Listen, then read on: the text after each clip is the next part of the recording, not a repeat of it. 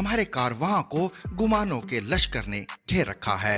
Election कब होगा भी कि नहीं, और अगर होगा तो किसको इंतखाब लड़ने की इजाजत होगी और किसको मैदान से बाहर बिठा दिया जाएगा। क्या नवाज शरीफ को चौथी बार वजीर आजम बनने की इजाजत दी जाएगी?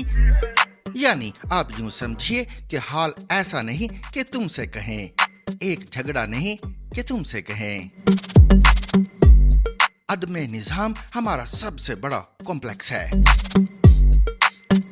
नीम तारीकी में साए से डगमगा रहे हैं। ये गर्द में अटे हुए एक बेसिमत कारवां की सरगुज़श्त है।